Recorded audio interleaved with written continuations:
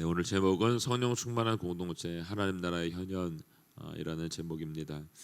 네, 오늘 37절 말씀 한 번 더 읽어보겠습니다. 시작. 그러자 그들이 듣고 마음이 찔려 베드로와 다른 사도들에게 형제들이여 우리가 무엇을 해야 합니까?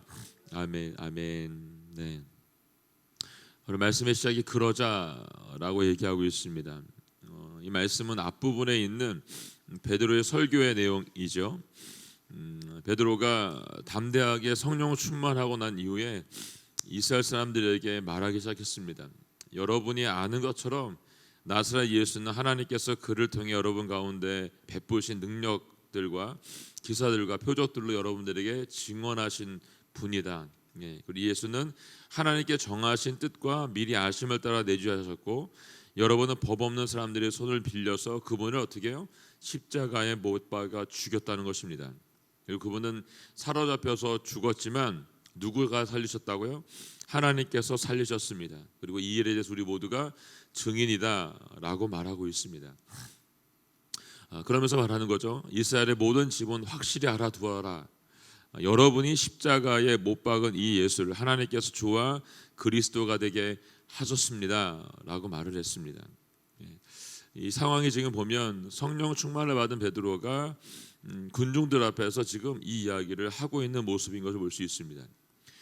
지금 이 상황이 사실은 바뀐 게 하나도 없습니다. 예수 믿는 사람들을 핍박하고 있고 그 예수님이 돌아가시고 얼마 있지 않은 상황이었기 때문에 여전히 이 믿는 사람들에 대한 핍박은 남아있는 상황이었다는 거죠. 근데 베드로가 이전의 모습을 보게 되면 이런 담대한 모습을 가지고 있을 수 있는 사람이 아니죠. 예수님을 모른다고 3번이나 부인했고 부활 사건 이후에도 고기 잡으러 가서 예수님께서 명령하신 그 사명을 감당하지 못할 것 같은 그런 삶을 살았던 사람이죠.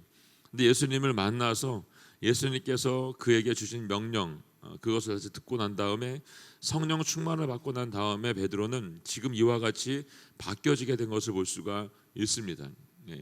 당장이라도 그를 잡아서 돌로 죽일 수 있는 사람들이 앞에 있는데 그는 그들에게 이 예수님에 대해서 강하고 담대하게 전하고 있는 것이죠. 그리고 너희가 이 예수를 십자가에 못 박아 죽였다라고 말하고 있는 것입니다. 이 말을 듣고 있는 그 사람들이 변명할 만도 하잖아요, 여러분. 이 말을 들으면서 우리가 한 짓이 아니다라고 말할 것도 같아요. 근데 그렇게 하지 않아요. 우리는 그냥 그 자리에 있었지 우리가 한 것은 아무것도 없다. 그냥 율법 학자들과 제사장들과 바리새인들과 군중들이 그렇게 한 거지 우리는 그렇게 하지 않았다라고 자신의 죄를 변명할 것 같습니다.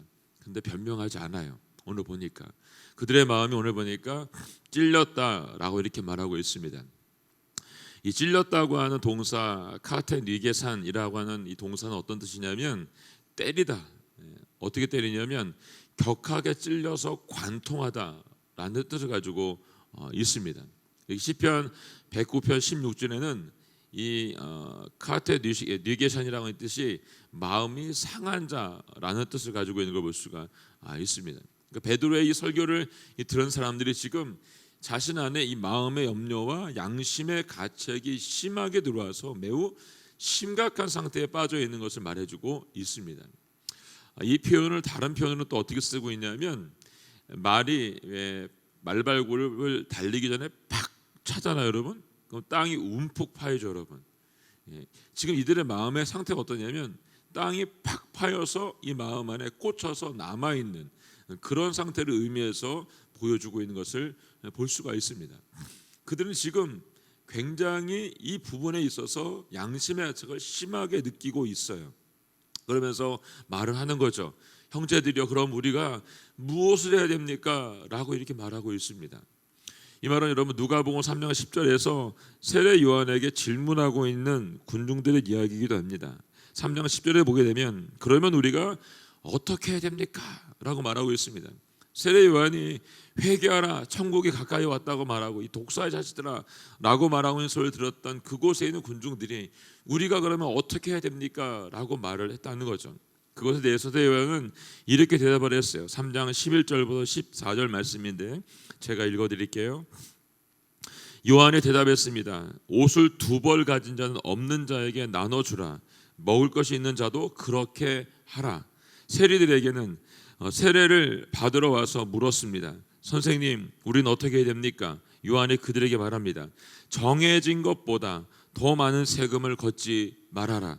군인들을 물어봅니다. 그러면 우리는 어떻게 해야 됩니까? 요한이 대답했습니다.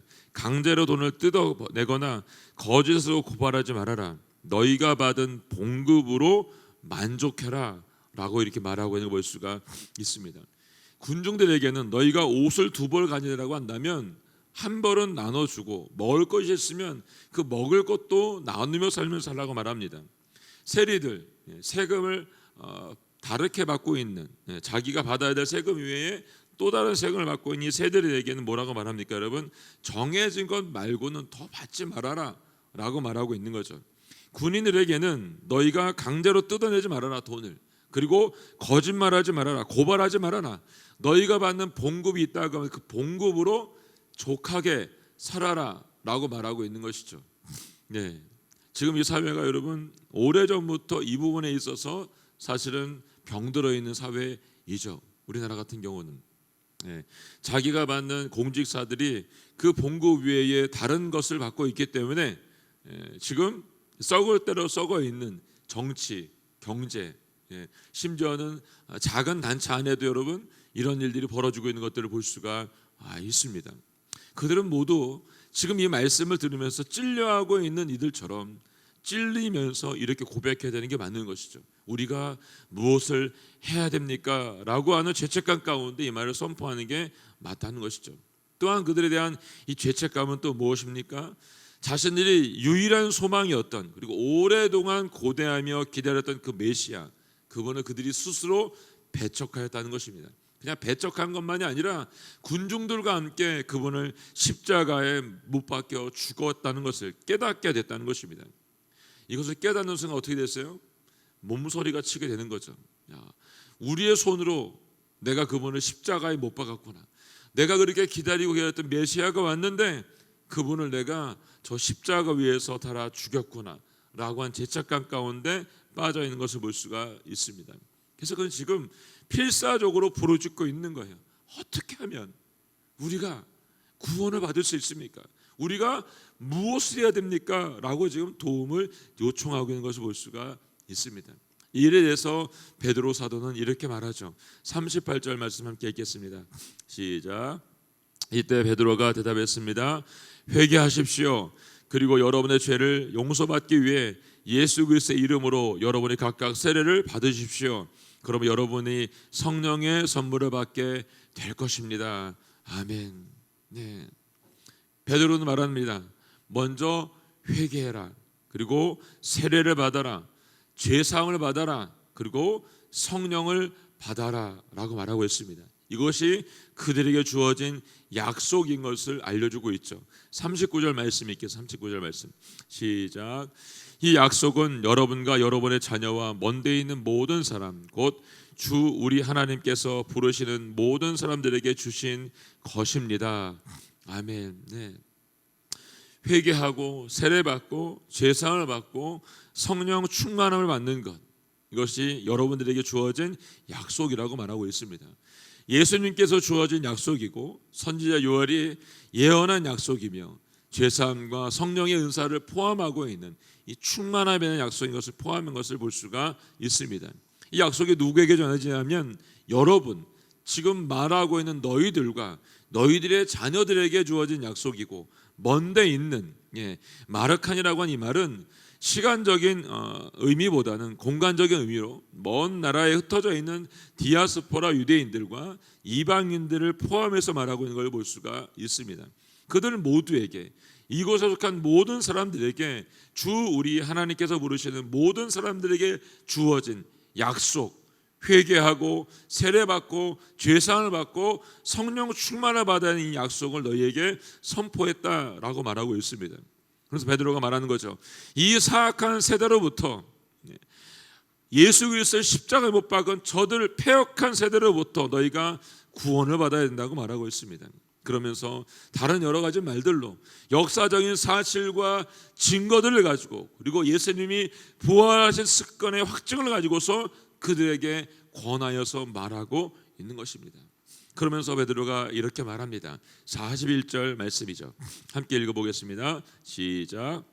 그러자 베드로의 말을 받아들인 사람들이 세례를 받았고 그날 믿는 사람의 수가 3,000명이나 더 늘었습니다. 42절. 그들은 사도들의 가르침을 받고 교제하며 빵을 떼는 것과 기도하는 일에 전념했습니다. 아멘. 베드로의 말을 받아들인 이 사람들, 그들은 오늘 보니까 무엇을 해야 되는지에 대해서 물어봤습니다. 근데 반면에 보니까 받아들인 사람이 있다라고 하는 것은 이 말을 듣고서 받지 않은 사람들도 있다는 것을 우리에게 분명하게 알려주고 있는 것을 볼 수가 있습니다. 우리에게 여러분 하나님 말씀이 들려질 때 우리는 우리의 마음을 열고 우리의 생각과 우리의 모든 것들을 열어서 하나님의 말씀을 아멘으로 받는 것이 중요합니다. 그런데 내가 깨달아지면 어떻게 해야 됩니까? 오늘 이들이 고백하고 있는 것처럼 내가 무엇을 해야 됩니까? 라고 하는 회개의 고백이 우리 가운데 반드시 있어야 된다는 것을 알려주고 있습니다.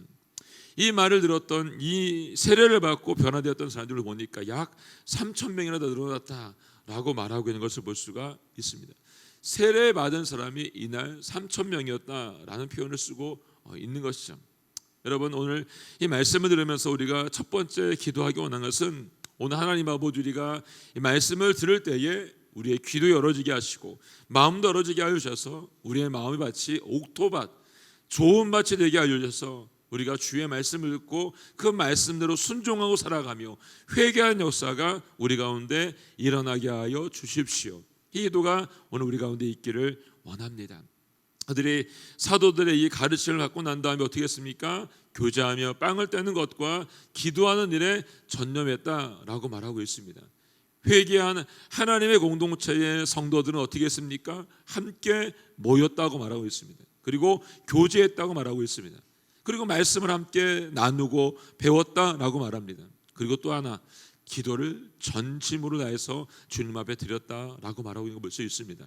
오늘 믿음의 공동체로 모여있는 우리 남양주원의교회 모든 성도님들 안에 이런 일들이 일어나기를 원합니다. 가르침을 받고 빵을 떼고 함께 나누면서 성도의 계절을 나눌 뿐만 아니라 함께 중보하고 기도하는 일에 전념할 수 있는 일이 있기를 예수님의 이름으로 선포합니다. 이 일은 결과적으로 어떻게 나게 됩니까? 여러분 43절 말씀에 이렇게 써 있습니다. 함께 읽어볼까요? 시작. 모든 사람들에게 두려움이 임했는데 사도들을 통해 기사들과 표적들이 나타났다라고 말하고 있습니다. 이들이 이 사건을 통해서 어떻게 됩니까? 여러분 모든 사람들에게 두려움이 임했다라고 말합니다. 이 두려움은 어떤 두려움이냐면 존경심과 경외심에 대한 두려움인 것을 볼 수가 있습니다. 사도들이 가르치고 있는 가르침에 대해서 그들이 존경심과 경외심으로 그 두려움으로 그들이 사도들의 가르침을 듣고 있었다라고 하는 걸 볼 수 있습니다. 공동 번역에는 이렇게 옮겨져 있더라고요. 사도들이 계속해서 놀라운 일과 기적들을 많이 나타내 보이자 사람들은 모두 하나님을 두려워하게 됐습니다 라고 말하고 있습니다. 여러분 우리가 이 말씀을 들을 때마다 하나님 앞에 어떻게 해요? 우리가 하나님 앞에 이 두려운 마음을 가져야 된다는 걸 분명히 말해주고 있죠. 지금 우리가 창세기의 말씀을 함께 나누고 있는 것처럼 우리는 피조물에 불과하다는 것을 매일매일 기억해야 된다는 것입니다. 생명나무와 선악을 알게 하는 나무를 보면서 나는 하나님의 자녀이고 하나님의 피조물이지, 그분은 나의 전능하신 하나님이지, 살아계신 하나님이지라고 하는 걸 잊지 말라는 것을 우리에게 알려주고 있는 것입니다. 하나님을 이 두려움을 가지고 살아가게 되면 어떻게 될까요, 여러분? 우리 안에 함께 하시는 하나님으로 인해서 여러분 절대로 딴짓을 할 수가 없습니다, 여러분. 이번 주 제가 하나님께서 아담에게 이제 하와를 데려오시는 장면이 이제 이번 주 본문입니다.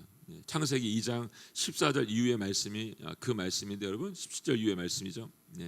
그게 뭐냐면 여러분 하나님께서 하와를 데려온 이 가정에 이것을 보게 되면 결국 하나님께서 이 모든 일들을 행하고 있다는 것을 그들에게 알려주고 있는 것을 볼 수가 있습니다. 가정이라고 하는 것이 하나님께서 세워주신 것이기 때문에 절대로 이것을 부수어서는 안 된다는 것을 분명히 우리에게 알려주고 있는 걸 볼 수가 있습니다. 근데 사람은 어때요, 여러분? 하나님을 두려워하지 않으니까 이것을 여러분 함부로 대하는 거죠, 여러분. 하나님께서 결혼해서 짝지어준 아내와 남편이 있다라고 한다면 여러분 그것을 사람이 파괴할 수가 없는 거예요. 언약으로 세워진 거기 때문에. 주신 분이 누구예요? 하나님이십니다.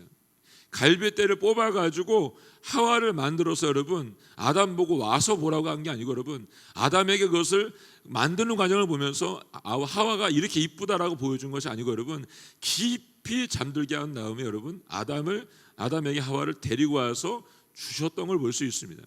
결혼 여러분 내가 하는 게 아니고 하나님이 허락해 준 것을 볼 수가 있습니다. 그렇기 때문에 이 결혼에 대한 것을 여러분 함부로 해서는 안 된다는 걸 분명히 얘기해 주고 있는 것이죠. 하나님의 사람들이 하나님을 두려워하지 않게 되니까 결국 잘못된 길을 선택하게 되는 것을 볼 수가 있습니다. 여기 오늘 모든 사람들이 사도의 가르침과 행하는 모든 일들을 보면서 두려움에 있었다라고 말합니다.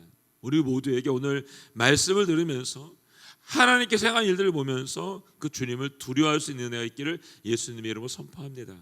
마지막으로 44절부터 47절의 말씀을 보게 되면 하나된 공동체의 모습이 있습니다.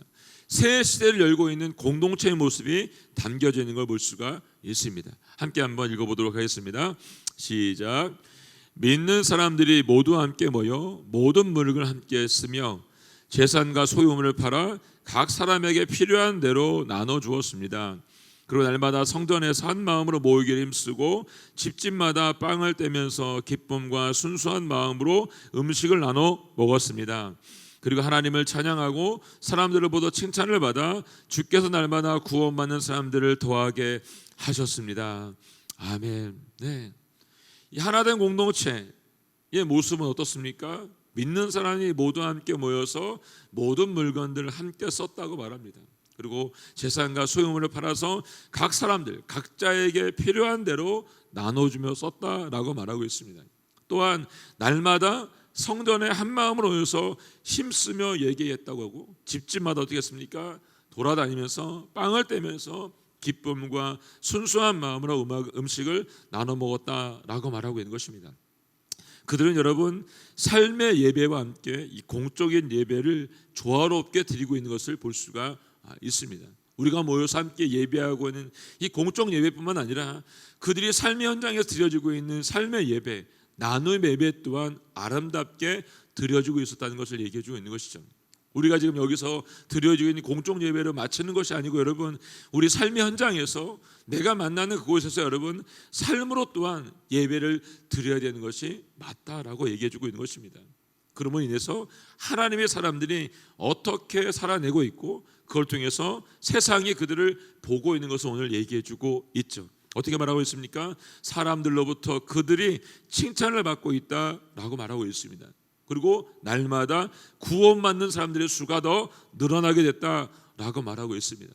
예배가 회복이 되고 여러분 기도가 회복이 되고 찬양이 회복이 되고 공동체가 회복이 되죠. 여러분 하나님께서 이 일을 하신 거죠. 구원받는 사람들의 무리가 더 많이 늘어나게 만들었다라고 말하고 있습니다. 우리의 삶을 통해서 우리가 있는 그 현장이 여러분 이와 같이 새롭게 변화될 수 있기를 원합니다. 여러분 믿는 그리스도 안에도 여러분 이름뿐인 그리스도인이 얼마나 많이 있습니까? 명목상 그리스도인이나 살아가는 사람이 얼마나 많이 있습니까? 오늘 이 말씀을 듣고 있는 모두가 하나님 앞에 명목상의 그리스도인이 아니라 정말 신실하게 살아내는 삶의 예배로 주님 앞에 드릴 수 있는 축복이 우리 모두 가운데 있기를 원합니다. 그래서 오늘 두 번째 함께 기도하고 싶은 것은 하나님 아버지 우리가 예배가 회복이 되게 하시고 기도가 회복이 되게 하시고 내 삶의 예배가 회복되게 하여 주시옵소서. 그래서 이 삶을 통해서 우리 주변이 새롭게 변화되어서 새로운 공동체로 하나님 공동체로 주님 앞에 드려질 수 있도록 도와 주시옵소서. 이 기도를 우리가 두 번째 기도를 드리고 싶습니다. 초대교회에 세워진 사랑의 공동체는 회개한 자들의 삶에 어떤 모습인지를 잘 보여주고 있는 것을 볼 수가 있습니다. 구원받는 성도는 육신의 정욕과 안목의 정욕과 이 세의 자랑을 쫓는 세상의 삶을 버리는 것이 맞고, 여러분 오직 하나님의 말씀에 순종함으로 우리에게 주어져 있는 이 사명을 감당하는 것, 그것이 여러분과 제가 해야 되는 일인 것을 오늘 말씀해주고 있습니다. 오늘 이와 같은 삶을 살아낼 수 있기를 예수님의 이름으로 선포합니다. 우리에게 들려질 때 여러분 변명하지 마시고 회개함으로 주님 앞에 더 가까이 나아가기를 예수님으로 선포합니다.